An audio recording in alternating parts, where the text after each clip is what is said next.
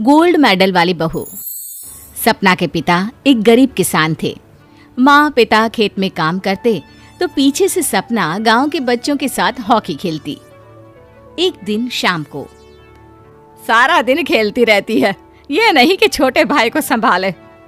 माँ पता है, मैंने आज हॉकी में पास के गांव के लड़कों की टीम को हरा दिया। अरे वाह वाह मेरी बेटी, शाबाश, ये ले कर रुपया, जा जाकर टॉफी खा ले।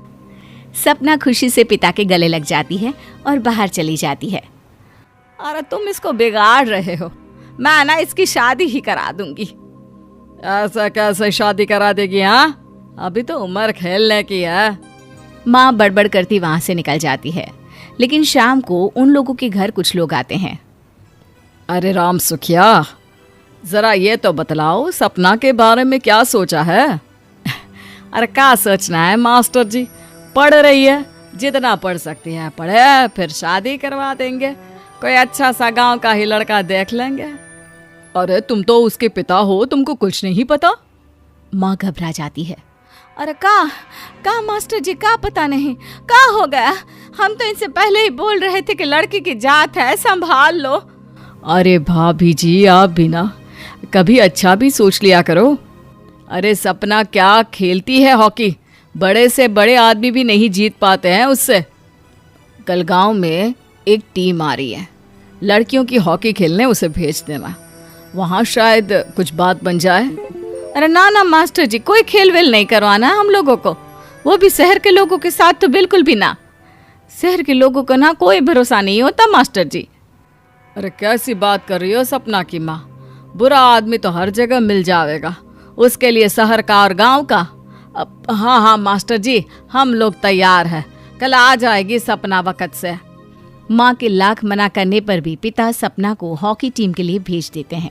शाम को सपना वापस आती है, लेकिन लटके मुंह से। और क्या हो गया, मार खाई हो का? कौन मारेगा हमें? कोई मार वार खाकर नहीं आए।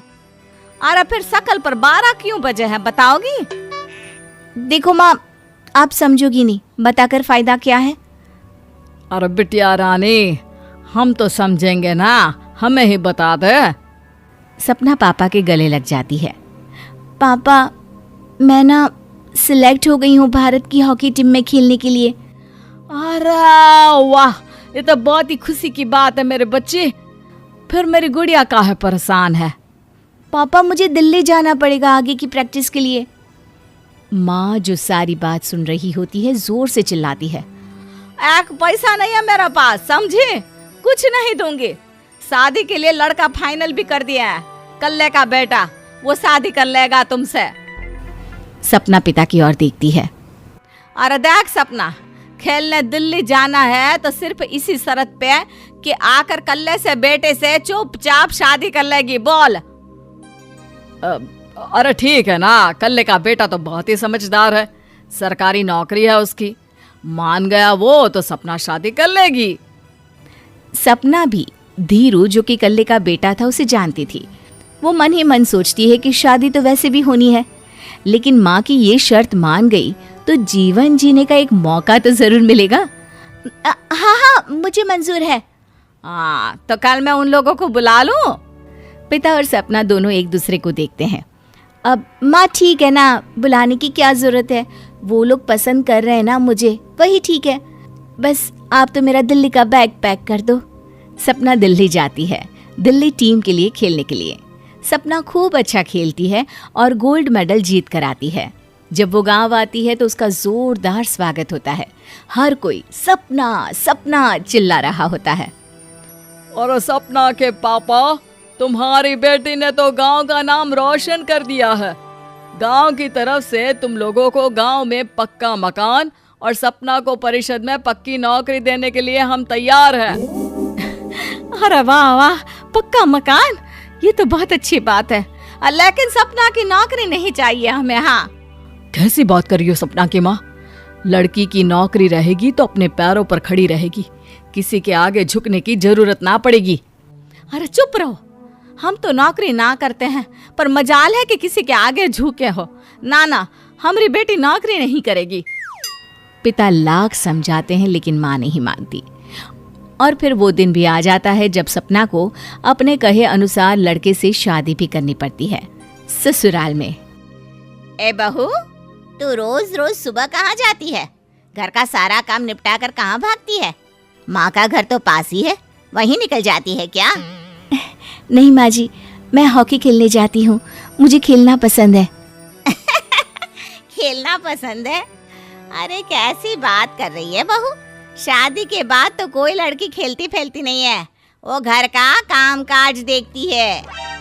सपना कुछ नहीं कहती। वो एक रोज कमरे में अपनी अलमारी ठीक कर रही होती है कि तब सुनो, वो जो लटक रहा है ना, क्या बोलते हैं उसे? मेडल। सपना पति की बात सुनकर खुश हो जाती है, उनके पास जाती है। मैं सोच ही रही थी कि तुमने कभी पूछा क्यों नहीं। ये मेडल है, मैंने जीता है, पता है, हॉकी में। बड़ा मैदान, बहुत से लोग, 2 टीम और फिर शुरू होता है जुनून। पता है, लगता है जैसे बस जिंदगी यही है, खेलते रहो, भागते रहो, दौड़ते रहो और लक्ष्य को पालो। सुनो ना, मैं ना भारतीय टीम के लिए खेलना चाहती हूँ। माँ, यहाँ तो आ जरा। सपना हैरान हो जाती है कि ये क्या हो गया, पति अचानक से माँ को क्यों बुला रहा है। हाँ बेटा, क्या हो गया? काहे गला फाड़ रहे हो? माँ, ये सपना क्या कह रही है? अरे बीवी तो बोलती ही रहती है बेटा, लेकिन क्या हो गया, चिल्ला क्यों रहे हो? ऐसा क्या बोल दिया इसने? माँ ये बोल रही है कि इसको खेलना है भारतीय टीम के लिए। सपना डर जाती है। नहीं माँ जी, मैंने कहा कि मैं चाहती हूँ कि वो मैं बोला था ना, शादी के बाद कोई खेलता नहीं, घर का काम काज देखता है, लेकिन फिर भी। नहीं माँ जी, ठीक है, मैं घर का काम देखूंगी, कल से मैं खेलने भी नहीं जाऊंगी, माफ कर दीजिए। सपना पति की तरफ देखती है जो माँ की तरफ देख रहा होता है। उसे गुस्सा तो आता है, लेकिन करती भी तो क्या, सास के सामने कैसे पति की क्लास लगाती। अरे बेटा, अब क्यों घूरे जा रहे हो बहू को? माँ, अभी इस बात का फैसला करके जाना, वरना ये तो तेरे कमरे से जाने के बाद मुझे। अब चुप हो जाइए आप, छोटी सी बात का बतंगड़ मत बनाइए। छोटी सी बात? बहू, ये कोई छोटी बात नहीं है। जो लड़की दिल्ली के लिए गोल्ड मेडल ला सकती है, वो देश के लिए भी तो गोल्ड ला सकती है ना। हम लोगों को किसी चीज की कमी नहीं है बहू, घर का काम तो कोई भी कर लेगा, लेकिन देश का नाम रोशन करने के लिए सपना चाहिए। जा बहू, तेरी ट्रेनिंग का सारा इंतजाम तेरे पति ने कर दिया है, जा खेल और देश का नाम रोशन कर। सपना की आंख में आंसू आ जाते हैं। वो सोचती है कि बेटियों को मायके के साथ अगर ससुराल में भी सहयोग मिले तो ऐसा कोई काम नहीं जो वो नहीं कर सकती है।